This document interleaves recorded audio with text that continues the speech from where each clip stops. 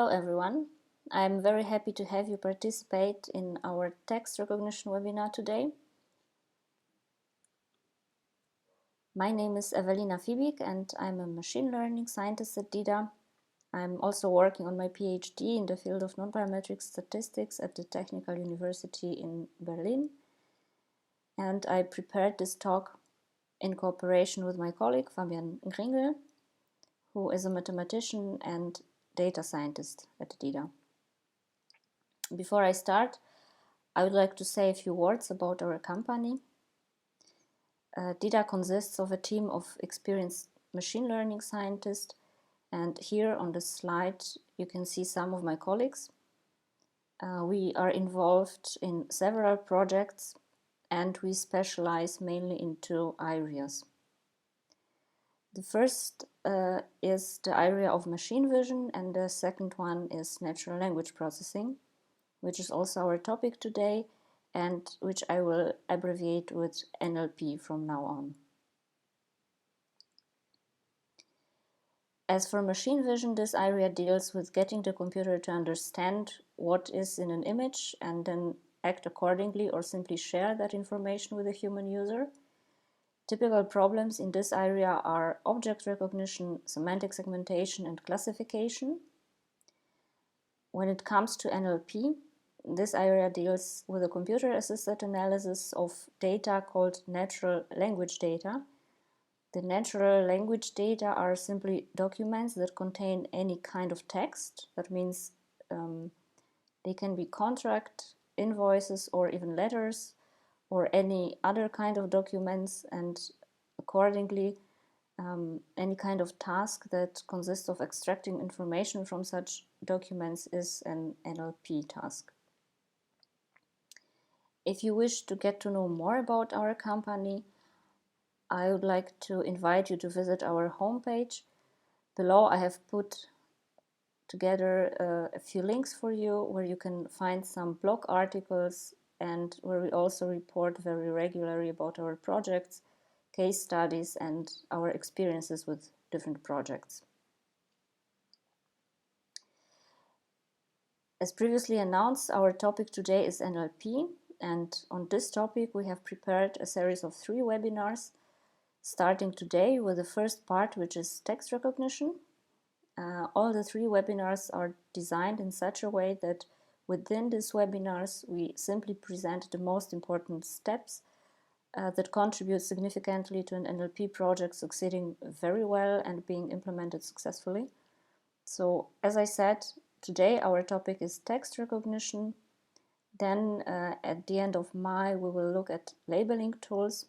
This is an important topic, especially when it comes to creating training and test data.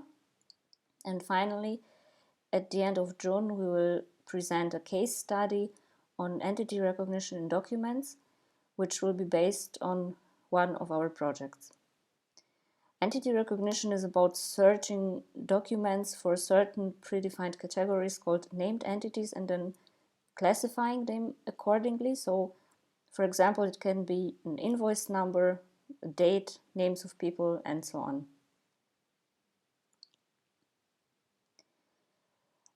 Today's talk is structured in such a way that I will first briefly explain what is the typical course of our NLP project. Then I will briefly explain what OCR means and why OCR is needed at all.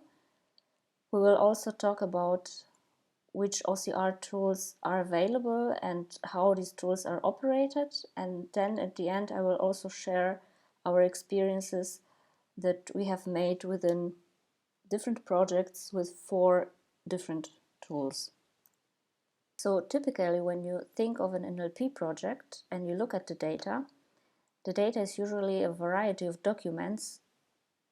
It could be PDF files, for example, or scans of various documents such as invoices, or maybe documents that have a tabular structure, or maybe just letters that are very text heavy. And from these documents we want to extract a certain information such as date, maybe delivery address, maybe order number, or any other kind of information. Of course, such problems can be solved very well with the help of machine learning algorithms. However, in order to be able to apply such algorithms to this data, the data must be prepared accordingly. And that is where text recognition plays a very important role.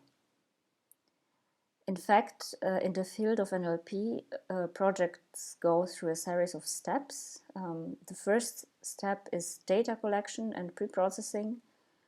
In the second step, we would then create training and test data. And in the third step, an appropriate machine learning algorithm is defined and evaluated. However, in order for steps 2 and 3 to take place, the data must first be pre-processed. And this very often happens with the help of OCR.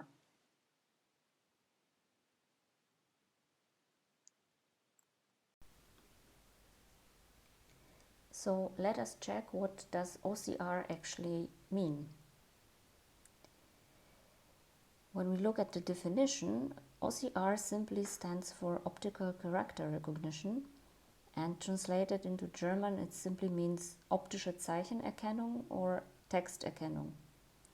And it is in fact just about an automated process of text recognition within images.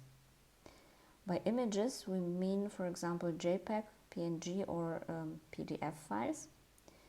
However, here we can also make a distinction between images that are very text heavy, that means images that contain a lot of text, as well as images that contain text only occasionally. To visualize this, here you can see an image of a document that is a scanned email with a lot of text, whereas in this image the main focus is on the drawing. There are some letters, however they occur only occasionally. So just to make it clear, in this talk we concentrate on images of documents. That means we focus on images that are text heavy. I would also like to show you an application example here. This example is based on one of our projects where we have used OCR, and I hope this will make the reason why we need OCR in the first place even more clear. Our client was an online tenant protection club which offers its clients a legal review of rental contracts by the experienced partner lawyers. And this club has, of course, thousands of customers, and the process of making requests looks like this, that the contracts are scanned or photographed by the customers and submitted online to the club together with a specific request. And the data submitted looks, for example, like this. So on the left side you can see a scan of a rental contract where there is a lot of typed text, so quite easy to read. And on the right hand side there is another example in which, except of the typed text, there is also handwritten text. So the quality of the data is not always equal. Our client also noted that a common concern was the question of the validity of the so-called cosmetic repair clauses, which oblige the tenant to carry out regular renovations. And the problem was that such clauses are often formulated incorrectly, and for this reason they are often invalid. And as you can imagine, knowing whether such a clause is valid or not can of course save a lot of money and time. The problem was, however, that because each contract is formulated differently and has a different structure, there was no universal answer, and yet each contract had to be analyzed separately. Therefore, the idea to solve this problem was an automated check with the help of a software, and the task of this software was to search the document for certain text passages and to evaluate and classify them in order to determine whether a clause is valid or not. And now I would like to show you a very short video about this. In this video you will see an example where a contract is read in, Then the relevant text passages are found. They are marked, classified, and a suggestion for an answer is made. So here we see the surface of the corresponding application where the contract is first read in and checked. The relevant text passages are found, various clauses are marked, then a cosmetic repair clause is found. And in this case, it is assessed that this clause is invalid. Resulting from this, a proposal is made for an answer, which, however, does not necessarily have to be adopted directly, but can be adjusted by the lawyer.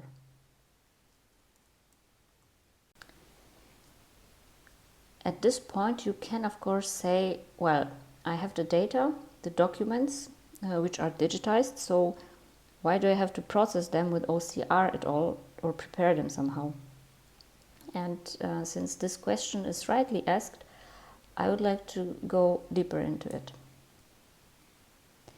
One thing that you must always keep in mind is that image files are not text files, and by that I mean that every time we scan an image or photograph it with a digital camera, we are creating a raster graphic. To visualize this better, just take a look at the letterhead shown below, which comes from a document that is a PNG file, and focus on a certain word, let's say the word corporation. Looking at this word very closely, we can easily see that it is nothing more than a collection of pixels. These pixels are arranged in rows and columns and have different colors. That means some of them are black, some perhaps a little gray, some of them are white. However, from this picture, the computer does not get any information about the letters that are mapped by these pixels. We as humans can recognize these letters with the help of our eyes, but from the computer's perspective, this document is unfortunately not readable and not searchable.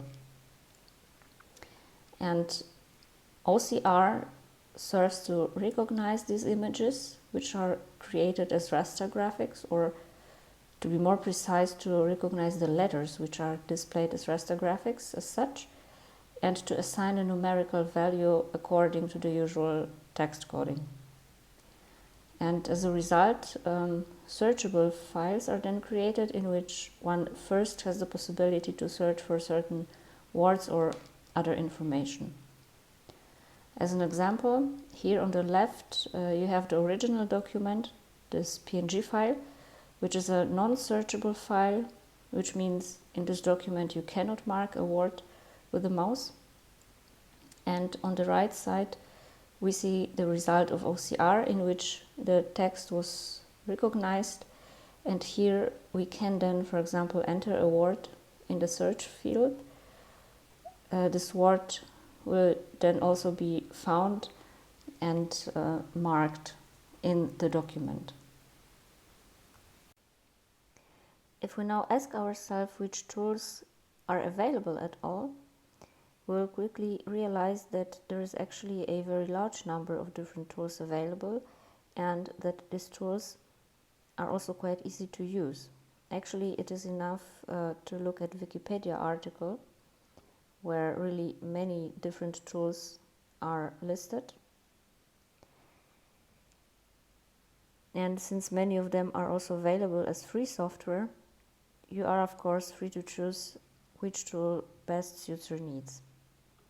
In this talk, however, we will focus on 4 specific tools. These are Tesseract OCR, ABBYY Reader, Google Cloud Vision, and Amazon Textract. And the reason why we have chosen this particular selection is that we have simply made experiences with these 4 tools in our projects, and we would like to share these experiences with you. In this table, you can see a short summary of the 4 tools, in the sense that it provides the most important key information about the tools. Tesseract, for example, is an open source tool, and all the others have to be paid for. Although it's important to mention that Amazon Textract offers a free quota for a short time as well. Tesseract is also used locally, which is very advantageous, especially for data protection reasons. As for ABBYY, here we have the option of using it locally or as a cloud service. And in the case of Google Cloud Vision, Amazon Textract, both are used as a cloud service. These tools also offer different input and output formats. So, for example, if we look at ABBYY, we will see that as input formats we can actually process different files here.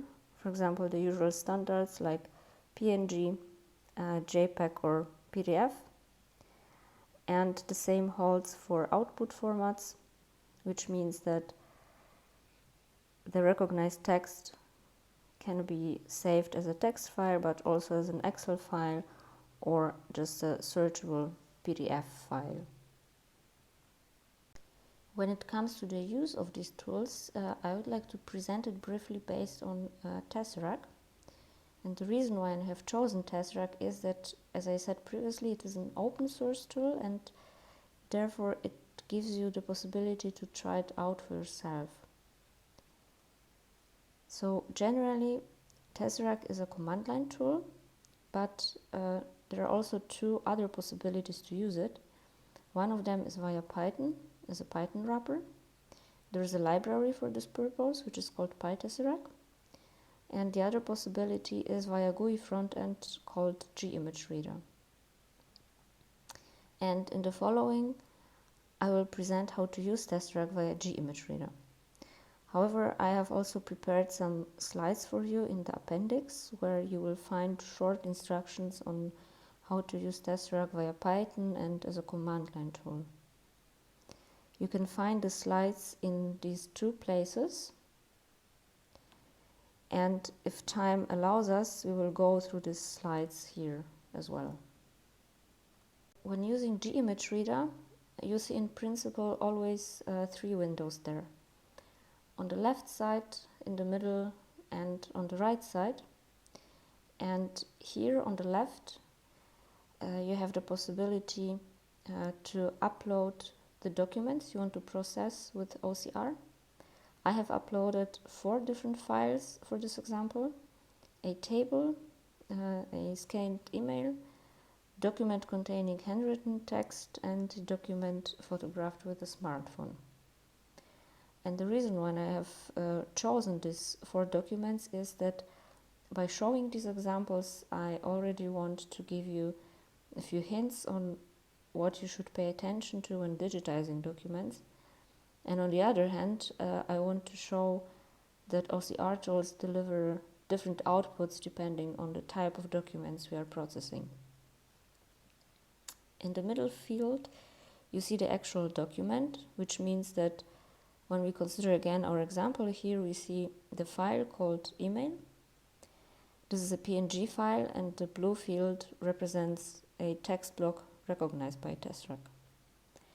On the right side, you see several such blocks, which means that the program has recognized several text blocks in the document. And with these buttons here, you have also the possibility to save the output in different formats, such as text files or PDFs. And in the following slides, I will show you how gimageReader has recognized the 4 files I have mentioned at the beginning and what are the corresponding outputs. So in the example of the email, which is a well-scanned document, we see that gimageReader has recognized all of the 9 text blocks. The output was then saved in a PDF document, and you can see that the text was actually recognized very well in each block. Perhaps the only thing that could be criticized here would be that the horizontal lines, which are here in the document, the program has also tried to recognize as text. Otherwise, the output is very satisfactory. The second document is actually the same email, but this time photographed with a smartphone. Here we also see that the lines of text are not horizontal. That means there is a rotation The document is also slightly curved, and in itself the photo is relatively dark, which means that there is quite a lot of noise in this document. What happened is that the whole document was identified as one big block of text, and as far as the output is concerned, unfortunately the program had difficulty recognizing text here.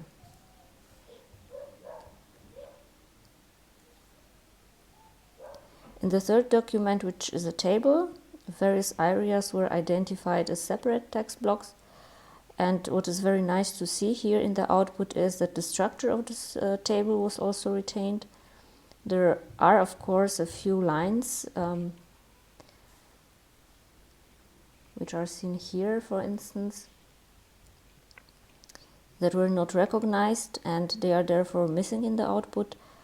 However, everything else is clearly recognizable and easy to see. The last example is the fourth document, which is the handwritten document. Here as well, the program has identified the whole document as a text block and has also generated an output. Unfortunately, looking at the output, we have to realize that its content makes no sense, and therefore it's not really useful to us and shows that the program had difficulties recognizing the text. Therefore, when we ask ourselves which tool is the best, we would like to share some of our experiences with you. First of all, you must be aware that there are certain influencing factors that have impact on the output and the ability of the tool to recognize the text. And these factors can be split into two main groups. One group is the quality and the structure of the image, and the other group is about the tool itself. So when we consider the quality and the structure of the image, what plays a role in the document is, for example, the fact whether it contains only printed text or whether it also contains handwritten text. One other point is, for example, is it just text or maybe there are other structures like tables? Another point would be, are the lines of the text horizontal or is there maybe some rotation? And what is also very important, how is the resolution or the sharpness of the image? So how much noise is there in the image? And what I can definitely say from our experience is that, especially with regard to creation of digital documents, and here I mean the process of photographing or scanning, you have a lot in your own hands, because as soon as a document is well scanned, then actually every tool can recognize the text very well. Concerning the other point, the tool itself, already based on the example of Tesseract, you can see actually that in the area of text recognition tools, a lot of development is taking place right now, and the tools are constantly improved. Version 4 of Tesseract uses, for example, neural networks as one of the algorithms, which strongly improves the ability of this tool to recognize the text. So when we think about text recognition tools, the expectation would of course be that once a text is well scanned, then it should also be reliably recognized. A tool should of course be robust if the image is perhaps of somewhat poorer quality, or also contain handwriting. And of course it would always be nice if the formatting and structure of the document is taken into account, especially if it contains tables, for example. Our experience with the 4 tools mentioned previously is that once a text is well scanned, then there are generally no problems at all with text recognition, and all tools deliver really very good results. If we jump, for example, to the corresponding slide, where you can see the outputs for our email document, then you will see that the output provided by ABBYY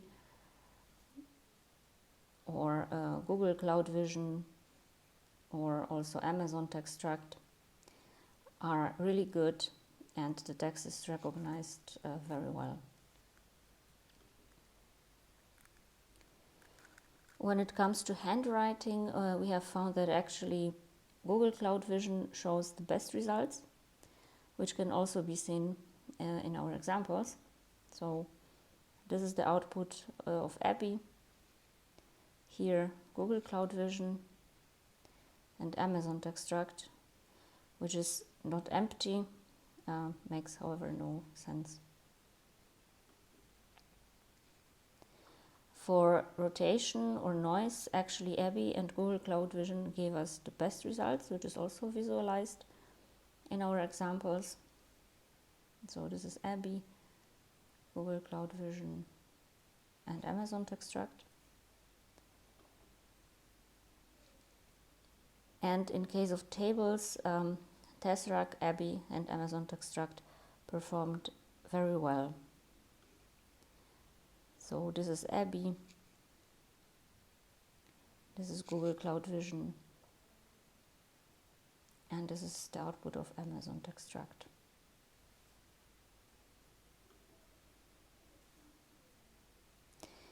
In this slide I have just summarized the table shown previously, so I will just skip this slide now. So summarizing, in general, we just cannot say that one tool is always better than other tools, because the fact is that the performance simply depends on the structure and the quality of the image we consider. Which means that the questions one has to always ask are, for example, is the image well scanned or well photographed? Does this image contain any structures, such as tables, for example? And as soon as you ensure that the documents are scanned properly, then there are generally no problems with text recognition. Other factors worth consideration are, for example, costs connected with using a specific tool. We have seen that there are tools that are free of charge, but also some that have to be paid for. And the last point would be data protection, because not all of the tools can be used locally. Nevertheless, there are various possibilities, so you have to always take personal reasons and needs into account when choosing the tool. And in this way we have reached the end of our presentation. In this slide I have prepared some more information for you. These are mainly our blog articles and case studies in which we share even more information and our experiences in the field of NLP. And since we still have some time, I would like to go briefly through the appendix that I mentioned before in order to present how to use Tesseract as a command line tool and via Python. At first, I will talk about using Tesseract as a command line tool. So the command is generally executed in the command line or in the terminal, and its general structure is simply Tesseract. Then you put the name of the input file which you want to process with Tesseract, and just next to it you have to specify the name of the corresponding output file. In addition, there is also the possibility of specifying an output format, which means here you can specify that the output should be a PDF, for example, or maybe some kind of HTML file. The default is, however, always a text file. Here we see a screenshot from my computer. I have created a folder called Pictures on my desktop, and I have navigated to it, and in this folder I have placed a file called email. This is a PNG file and it looks like this. We know this file already from previous slides. In the next step I run the Tesseract command, applying it to our PNG file, and I called the output file as well email. And because I didn't use any option, a text file was automatically generated, and now we see that in my folder, except of the PNG file, I have also a text file available. And here you can see how this text file looks like, and next to it there is the original PNG file. Another possibility would be that I use one of the options for the output file. I can, for example, save the output as a HOCR file. This is a kind of HTML format from Tesseract. And then after running such a command, you see that there are now in my folder 3 files available. And one of them is the just created HOCR file. If we look at it more closely, this file contains much more information, not only the text. The text is there, of course, but there is also a lot of information regarding, for example, the shape or the position of the text. And if you open this file in the browser, it looks then like this. Lastly, I would briefly show how to use Tesseract via Python. First of all, for this purpose, it is necessary to load the PyTesseract library. Next, I have put all the files I want to process in a folder. These are actually 4 files that you have already seen. That means the first one is the email document. The second one is the photographed email. Then we have the document containing the table and the document containing the handwritten text. The processing itself involves calling the command image to string, which allows to create text files containing the output of OCR. And this is the output of the email as a text file. Here we see the output for the scanned email. Then there is the output for the table and for the handwritten text. And in this way, we are now at the end of this webinar. I would like to thank you very much for watching, and I hope to see you in our next webinar, which will be on the topic of labeling tools. See you then.